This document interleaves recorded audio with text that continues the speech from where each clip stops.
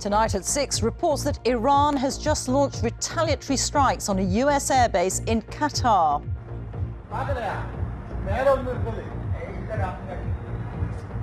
These pictures have just come in the last few minutes of interceptors over Qatar.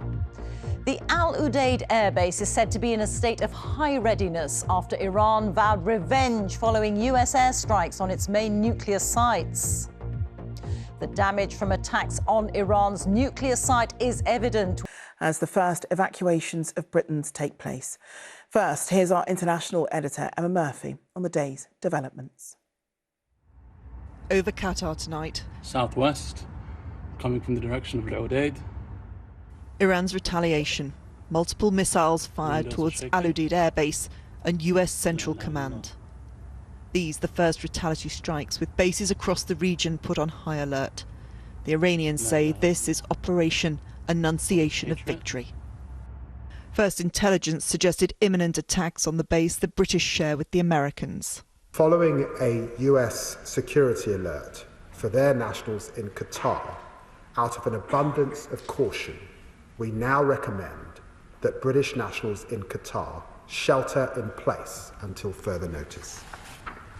Our Commander-in-Chief, Donald J. Trump. It's just over a month now since Donald Trump visited Al Udeid Air Base in Qatar as part of his tour of the Middle East, promising commerce over chaos. The events of the weekend have certainly changed that.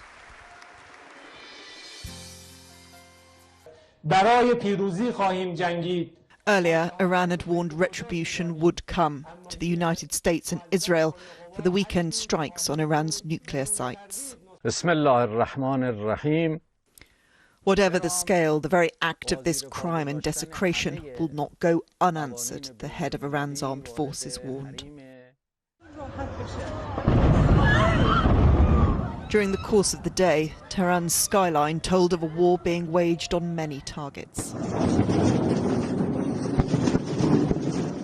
The nuclear strikes of the weekend bringing no pause in Israel's bombardment. In one day, 100 airstrikes were reportedly carried out by 50 fighter jets. The targets said to be the infrastructure of the Iranian government, with, according to Israel, 100 of the Revolutionary Guard Corps killed in one hit. Also in Tehran, a symbolic strike on Evin prison, where thousands of opponents and foreign detainees are held. No prisoners escaped, but Israel's message to strike at bastions of regime control was clear. Iran's missiles continue to fall across Israel, hitting power plants and homes.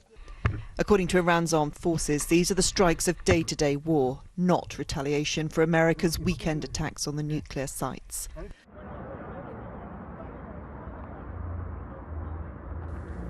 It seems that retaliation is now underway.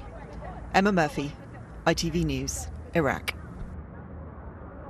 Yes, retaliation definitely seems to be playing out this afternoon, Emma. So what do you make of what we've seen so far?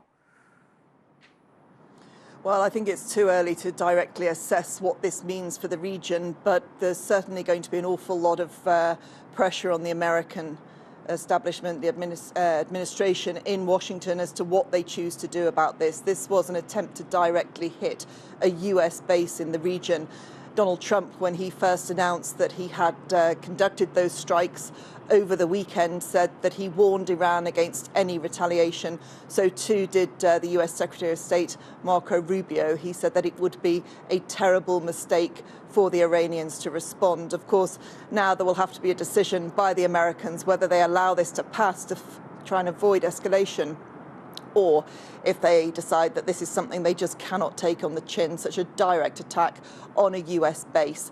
In terms of the Iranians, well, they say that they fired as many missiles as the Americans did. You could read that potentially as a signal that that is their work done in their own minds, but where this goes from here is not going to be down to them. In terms of what's been going on here over the course of the afternoon, there have been air raid sirens at US bases across the region, including those at the base just behind me here in Iraq. I think the hope for many people will be that the US will absorb this hit, that they will think that this will be almost honour served for Iran, that they had to offer some kind of a response, but it will be a very, very big call for the Americans to decide that they are not going to respond to this, because it was very much a hit directed at American assets here.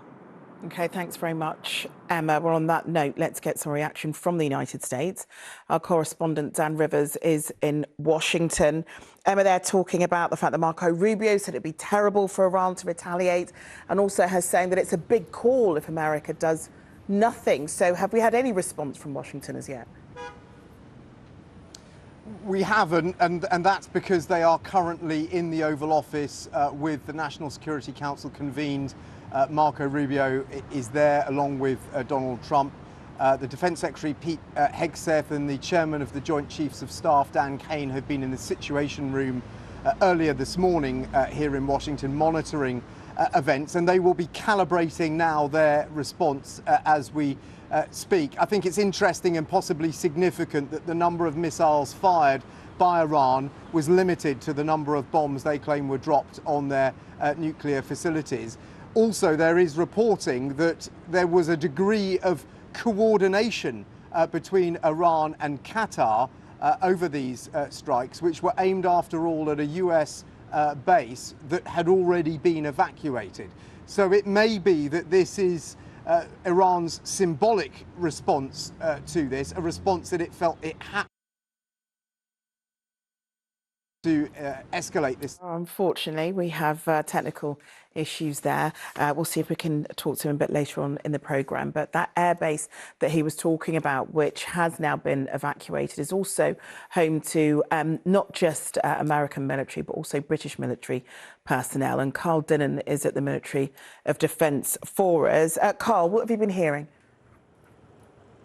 Well, the MOD are still trying to work out exactly what the picture is on the ground at Al Udeid. As you say, there are RAF personnel, British military personnel who are based there. It's home to the 83rd Expeditionary Air Group, which is a headquarters unit. There aren't usually RAF aircraft there. This is a headquarters unit that coordinates any activities the RAF is carrying out across the region. It's been there for some time.